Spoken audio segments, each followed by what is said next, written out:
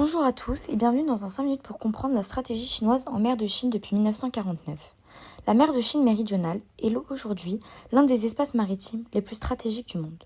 Une grande partie du commerce maritime mondial y transite, notamment les routes reliant l'Asie, l'Europe et le Moyen-Orient. Des milliers de navires y circulent chaque année pour transporter des marchandises essentielles, comme le pétrole, le gaz ou des produits industriels. Cet espace est donc essentiel pour les échanges internationaux, mais aussi pour l'accès à des ressources importantes comme la pêche, le gaz ou le pétrole. C'est dans ce contexte que la Chine développe depuis plusieurs décennies une stratégie visant à renforcer son contrôle sur cette zone maritime. Tout commence en 1949, lorsque Mao Zedong proclame la création de la République populaire de Chine après la victoire des communistes dans la guerre civile chinoise. Le nouveau régime souhaite reconstruire la puissance du pays et affirmer sa souveraineté sur les territoires qu'il considère comme historiquement chinois. À partir de cette période, la mer de Chine devient progressivement un espace stratégique pour le pays. La Chine affirme notamment sa souveraineté sur une grande partie de la mer de Chine méridionale grâce à une carte appelée la ligne en 9 traits. Cette ligne englobe environ 90% de la mer. Selon le gouvernement chinois, ces territoires appartiendraient historiquement à la Chine, notamment parce que des pêcheurs chinois auraient fréquenté ces zones depuis des siècles. Cependant, ces revendications sont fortement contestées par plusieurs pays voisins. En effet, différents États revendiquent aussi certaines îles situées dans cette zone. C'est le cas notamment du Vietnam, des Philippines, de la Malaisie ou encore de Brunei. Les tensions se concentrent particulièrement autour de deux archipels, les îles Paracel et les îles Spratly. Ces territoires sont stratégiques car ils permettent de contrôler les routes maritimes et les ressources environnantes. La Chine a progressivement renforcé sa présence dans ces archipels. Par exemple, en 1974, la Chine a pris le contrôle des îles Paracel après un affrontement avec le Vietnam. Puis en 1988, un nouvel affrontement naval entre la Chine et le Vietnam a eu lieu autour des îles Spratly. Ces événements montrent que la mer de Chine est un espace où les tensions peuvent parfois devenir militaires. Depuis les années 2000, la stratégie chinoise s'est encore renforcée. La Chine a notamment construit des îles artificielles sur certains récifs. Pour cela, elle a utilisé du sable et des matériaux pour agrandir des récifs coralliens et en faire de véritables îles.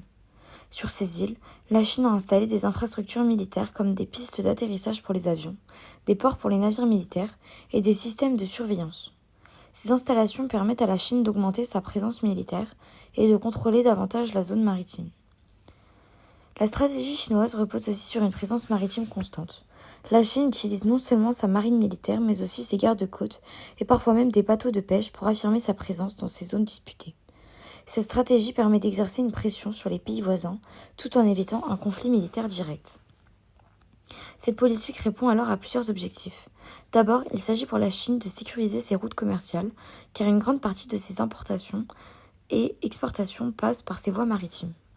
Ensuite, la Chine cherche à accéder aux ressources naturelles présentes dans la région, notamment les ressources halieutiques et les réserves potentielles de pétrole et de gaz.